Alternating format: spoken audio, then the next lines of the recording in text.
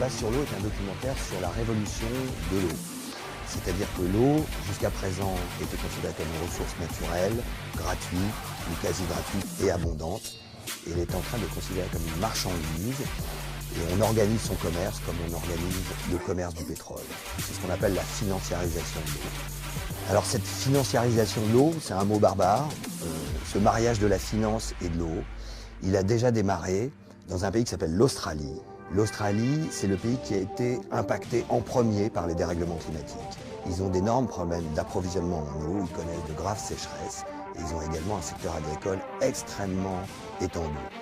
La question qui se posait, c'était comment est-ce qu'on attribue l'eau à partir du moment où il y a de moins en moins d'eau. Et les Australiens ont décidé de confier ça au marché.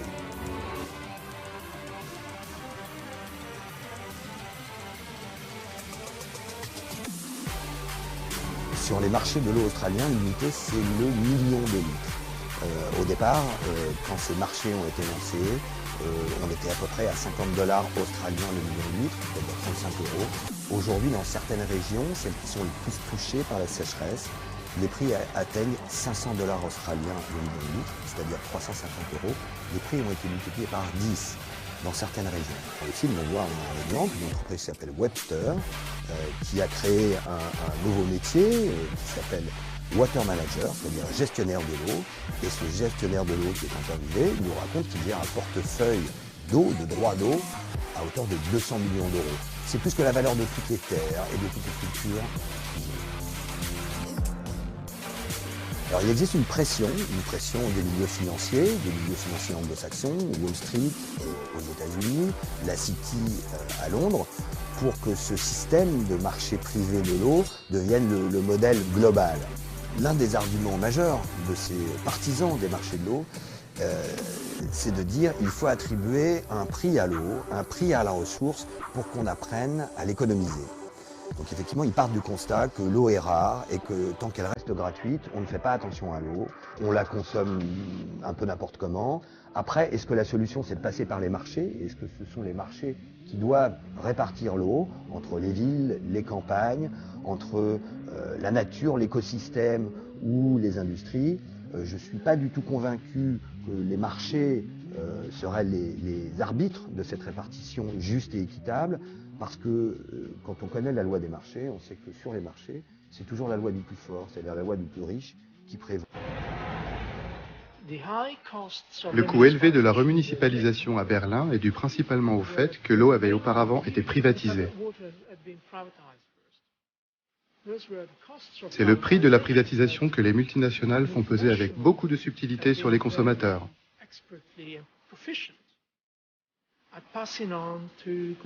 Ils procèdent toujours comme ça, où qu'ils se trouvent. Ce qui signifie que les habitants de Berlin payent une deuxième fois pour l'entreprise de gestion des eaux qui autrefois nous appartenait. C'est totalement absurde.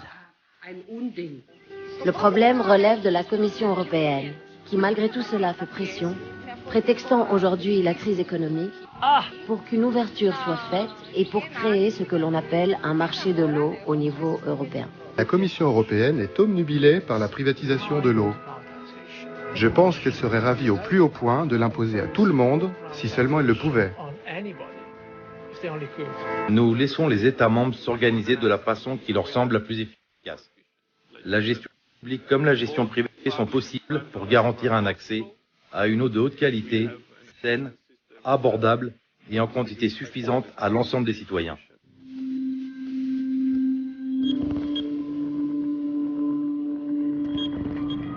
En 1998, une équipe épidémiologique de Bordeaux travaille sur la maladie d'Alzheimer. Elle fait une découverte importante. Une forte teneur en aluminium dans l'eau du robinet pourrait être un facteur de risque de la maladie d'Alzheimer. C'est Jean-François Dartigues qui a supervisé cette étude. Elle a été publiée par son équipe à l'INSERM, un institut de recherche qui dépend du ministère de la Santé. Ses conclusions étaient formelles. L'aluminium multiplierait par 2 le risque de la maladie d'Alzheimer. L'exposition à un taux d'aluminium dans l'eau d'adduction supérieur à 100 microgrammes par litre était associée à un risque majoré de maladie d'Alzheimer un risque à peu près augmenté de 50%. 100 microgrammes par litre, c'est la moitié de la norme actuelle. Cette information fait l'effet d'une bombe et les gros titres de France Soir. Le 14 octobre 1998, ce journaliste publie l'information. Voilà l'article qu'on avait sorti à l'époque, donc avec les déclarations de Jean-François Dartigues et d'un certain nombre de scientifiques. Enfin bon, ça a été donc l'explosion immédiate. Lorsque Roger Langlais contacte Jean-François Dartigues, le chercheur est catégorique sur ses résultats. J'ai appelé Dartigues, celui qui dirigeait l'unité de recherche. Et puis, donc à l'époque, ils sont très naturellement convaincus. Ils disaient, ça fait 2 ans qu'on vérifie nos résultats, donc on ne va pas encore les vérifier. Et ils déclaraient, on devrait tout de suite demander à la population, dans les communes où on atteint 100 microgrammes ou plus, d'arrêter de boire de l'eau du robinet, tout simplement, et de boire de l'eau en bouteille, en attendant d'utiliser un autre système. Et tout de suite, la préconisation, évidemment, de cesser de traiter l'eau du robinet avec de l'aluminium. Il vous dit ça à l'époque? Il me dit ça à l'époque, c'est vraiment très clair. Voilà. Il n'y a pas la moindre ambiguïté, il n'y a pas le moindre doute. Il n'en est plus au stade des doutes, il en est au stade des certitudes vérifiées. Le jour où François fait sa une, surprise. Une étude de l'INSERM de Bordeaux à prendre avec précaution. Elle établit un lien entre l'aluminium présent dans l'eau du robinet et puis la maladie d'Alzheimer. Jean-François Dartigues désamorce la bombe sur TF1. Le chercheur est soudain devenu très prudent. J'insiste sur le fait qu'il s'agit simplement d'une association statistique et qu'on ne peut pas, absolument pas conclure à une relation causale sur une seule étude. Pourquoi le scientifique a-t-il minimisé les conclusions de son étude? Le jour même, le chercheur Guy Berton était aux côtés de son collègue Jean-François Dartigues, juste avant qu'il n'accorde une interview à TF1. Selon lui, Jean-François Dartigues aurait reçu ce jour-là un coup de téléphone de Bernard Kouchner, alors secrétaire d'État à la Santé. Il a appelé Jean-François Dartigues au téléphone pour lui intimer l'ordre d'aller le soir même à TF1 démentir les propos qu'il avait tenus, qui plus est lui-même, dans l'article, dans l'interview qu'il a eu avec le journaliste de François et qui était rapporté dans l'article de François. C'est le ministre de la Santé qui l'appelle en Absolument. Absolument. C'est ce que m'a dit Jean-François Dartigues en revenant, en disant, Monsieur Berton, je suis désolé, je ne pourrai pas assister à votre séminaire de cet après-midi parce que Kouchner me demande d'aller à la télévision ce soir à TF1, sur TF1, démentir les propos tenus par mon équipe et moi-même concernant l'aluminium. Certaines personnes m'ont dit que vous aviez reçu un coup de fil le jour justement de cette une pour vous demander d'aller minimiser un peu votre étude. Non, absolument pas. Absolument pas. Non, absolument pas. Non, ça je peux vous affirmer, absolument pas. Guy Berton dit pourtant être sûr de lui. Il affirme se souvenir très bien de son indignation. Je dis qu'il n'était pas le chercheur du ministre, ni du gouvernement français, mais qu'il était le chercheur de la totalité de la population française et même de la totalité de la population mondiale. Voilà, c'est ça un chercheur. Le chercheur n'a pas de compte à rendre à un ministre. Voilà. Il a un compte à rendre à sa conscience, c'est tout. Et qu'est-ce qu'il vous dit, lui, comme réponse? La réponse a été très simple. Alors là, je m'en souviens comme si c'était hier. Il a répondu oui, mais moi, si je veux des crédits l'année prochaine pour mon unité. Voilà, c'est tout. Malgré nos multiples relances, la chargée de presse du ministre Bernard Kouchner n'a pas donné suite à notre demande d'interview. Je vous confirme que son emploi du temps est très chargé. Nous devons déjà refuser beaucoup de demandes d'entretien sur des sujets d'actualité essentiels. Les scientifiques vont se faire discrets, mais 2 ans plus tard, le ministère de la Santé commande tout de même une étude à l'AFSA. C'est l'organisme d'État qui veille sur la sécurité alimentaire des Français. En 2003, voici son rapport. 16 millions de Français boivent une eau traitée au sel d'aluminium. Près de 4 millions boivent même une eau qui dépasse la norme. Et pourtant, selon les experts de l'AFSA, il n'apparaît pas nécessaire de fixer pour les eaux une référence de qualité inférieure à 200 microgrammes par litre. Pour l'AFSA, l'affaire est réglée, on ne touche pas à la norme. La référence de qualité qui est de 200 microgrammes par litre d'aluminium, pour vous, est une bonne référence? Est une très bonne référence. Enfin, une très bonne. Est la référence de qualité. Et alors, qu'est-ce que vous recommandez quand on dépasse la référence de qualité en aluminium? Alors, nous recommandons rien. L'AFSA ne recommande rien, même quand la norme est largement dépassée, comme à Saint-Prégé d'Allier par exemple. Là, par exemple, vous voyez, c'est une commune de Haute-Loire, c'est une analyse qui date de 2009. Il trouve en aluminium 1230 microgrammes par litre. Donc on est quand même 6 fois au-delà des références de qualité. Alors est-ce que cette eau doit être consommée ou pas? Je vous redis pour la dernière, je veux dire peut-être encore une fois de façon à être plus claire, que le rôle de l'AFSA, c'est de fixer ces fameuses limites de localité et de les donner aux gestionnaires. Voilà. Son rôle ne va pas plus loin et ne peut pas aller plus loin. Mais est-ce que vous avez établi des recommandations sur les dépassements? Est-ce qu'on doit consommer ou pas en fait? C'est ça la question qu'on se pose. L'attaché de presse intervient. Sophie, je pense qu'on n'aborde pas les questions de la gestion. Ça, c'est le gestionnaire. Oui, mais c'est savoir quelles recommandations on a sur les dépassements de références de qualité en fait. Est-ce qu'il y a des recommandations ou pas qui existent en fait? Est-ce qu'on peut couper l'émission? On coupe l'émission. Voilà, c'est tout. Mais en fait, j'aimerais comprendre pourquoi. Moi, je vous demande de couper. Bien qu'au cours des débats officiels, ils ne prennent pas position sur la gestion de l'eau, chaque fois que l'occasion leur en est donnée, ils poussent à la privatisation. Ils ne se sont pas gênés pour le faire et le font aujourd'hui encore à travers la Troïka. C'est-à-dire que lorsque le gouvernement grec est contraint de signer un document avec la Troïka, la Commission européenne est représentée. C'est une catastrophe.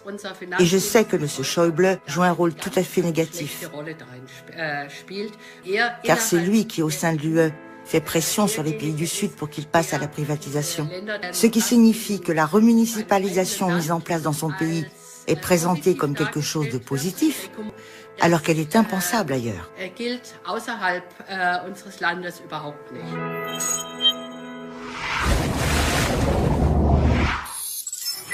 95% des électeurs italiens ont répondu non à la privatisation de l'eau planifiée par le gouvernement de Berlusconi.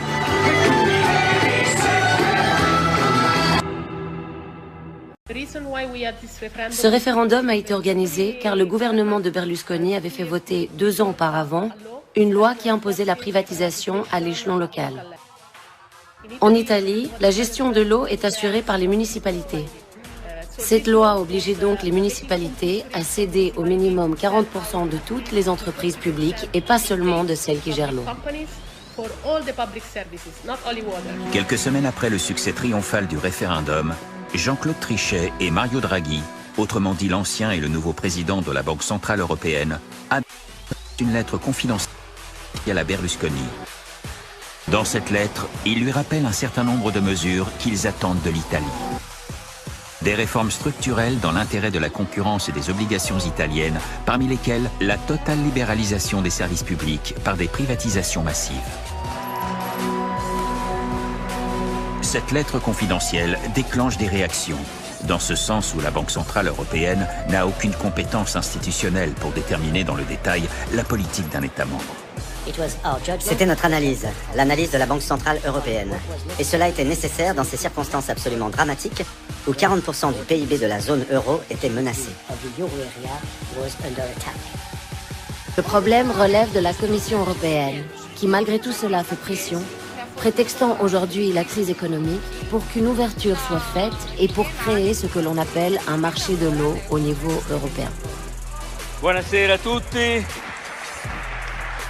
Le gouvernement Berlusconi met en place un nombre important des réformes proposées dans cette lettre confidentielle et tente de contourner les dispositions sur la privatisation de l'eau que les Italiens avaient rejetées par référendum. La Cour constitutionnelle est intervenue pour rappeler que non, il n'est pas possible de rétablir les dispositions législatives précédemment rejetées par le référendum.